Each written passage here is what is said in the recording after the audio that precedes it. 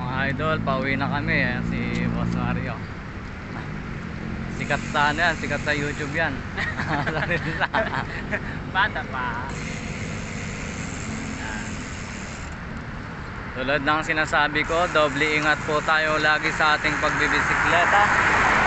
Yan, sa mga bike to work dyan, yan sa idol. Oh, bilis, ayun oh. Tulad nun oh. Diba, bilis, wala pang helmet.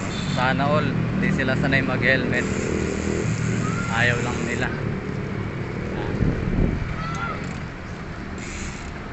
Iniwanan.